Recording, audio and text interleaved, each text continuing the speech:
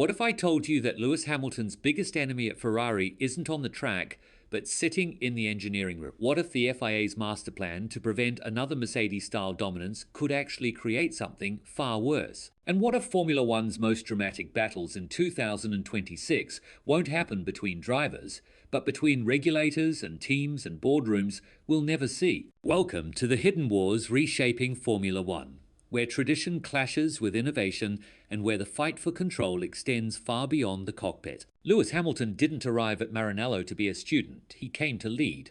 But according to insider sources, Ferrari's engineers still think they're the teachers. What's unfolding behind the scenes isn't just about adaptation time or patience. It's about a cultural clash that's threatening to tear the team apart from within. Former phone driver Juan Pablo Montoya didn't mince words when he revealed the truth. Hamilton drives one way, but Ferrari's engineers keep telling him that's not how their car should be handled. Think about that for a moment. A 7-time world champion being told to unlearn what made him great. Doesn't that feel backwards? The numbers tell a brutal story. 14 races in, Hamilton has 0 podiums. Not a single spray of champagne in red. Meanwhile, Charles Leclerc has 5 podiums. But here's what Ferrari doesn't want you to know. This isn't about Hamilton's inability to adapt. According to paddock whispers and internal briefings, a group within Ferrari's technical team has actively resisted key setup changes that Hamilton's camp has requested, particularly around rear stability and steering response. One source described the situation bluntly. They want him to drive like Charles. But here's the problem, he's not Charles. Telemetry from practice sessions reveals Hamilton's preference for aggressive brake migration and sharper front-end turning, echoing his old Mercedes specifications. But Ferrari's setup philosophy, refined around a smoother mid-corner style, isn't bending easily. When Hamilton requests adjustments to differential preload or rear suspension dampers, he's often met with "not in the protocol." And when changes are allowed, they're frequently reversed overnight without explanation. That's not adaptation, that's resistance. The most telling moment came during Monaco's cool-down lap when Hamilton's voice crackled over team radio. "Are you upset with me or something?" What followed wasn't a comforting response or technical answer. It was silent. Strategic, deliberate, unsettling silence from Riccardo Adami, Hamilton's engineer. Ferrari brushed it off publicly. "We don't talk between turn 1 and the tunnel," said Fred Vasseur, but that moment wasn't during turn 1. It was after the race. And silence after a direct question isn't protocol. It's a fracture. From Miami's sarcastic tea-break remarks to vague mid-race instructions that leave Hamilton chasing ghosts, the radio tells a very different story than the press releases. It speaks of tension, miscommunication, and mistrust between a champion and the team that's supposed to support him. But here's where the story takes a dramatic turn. Inside Maranello's data rooms, 2 different narratives are being told. One polished for the public. Hamilton needs time. The other whispered among engineers. Hamilton's data is starting to threaten Leclerc's comfort zone. Performance traces from Hungary and Spa reveal something Ferrari's PR won't admit. Hamilton's race pace is often stronger, even on compromised setups. At Spa, telemetry showed Hamilton managing tyre degradation more effectively in high downforce configuration, despite being underfueled. A fact he revealed publicly, going against the team's usual media script. At Imola, Hamilton overtook Leclerc on track. No team orders, no DRS assistance, just instinct and racecraft. Yet after the race, the celebration was muted. The internal review room was split.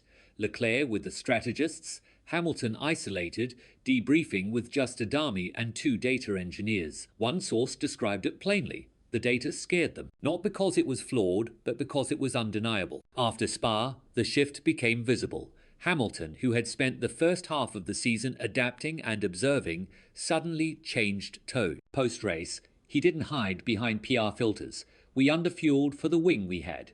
No blame, just exposure." That single quote triggered emergency meetings at Maranello, not about setup, but about optics. Now, strategy briefings look different. Hamilton gets earlier access to scenario planning.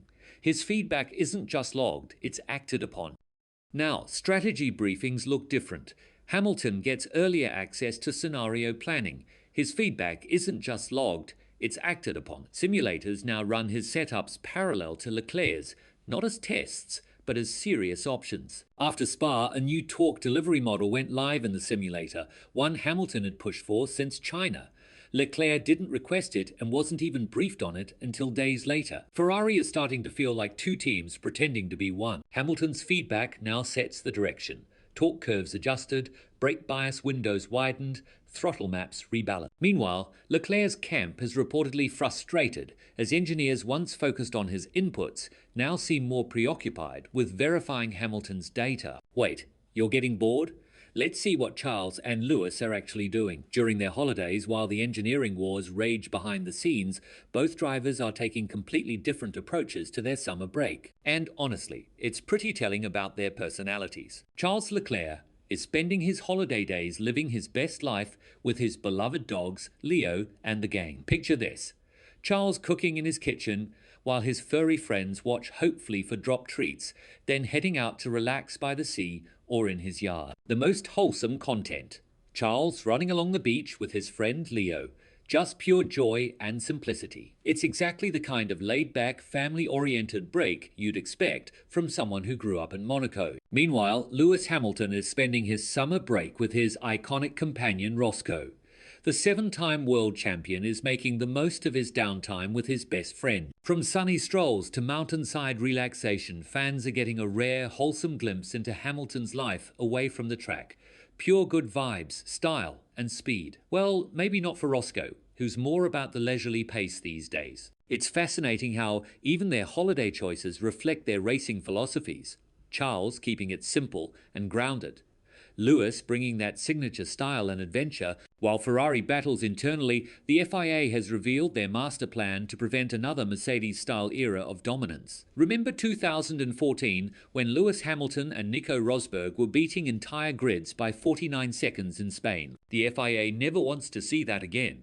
Their solution: the most radical overhaul in Formula One history for 2026. Nicholas Tombazis, the FIA's single-seater director, confidently told Autoport, "I don't think we're going to have a situation where a single manufacturer has such a huge advantage as was the case in 2014.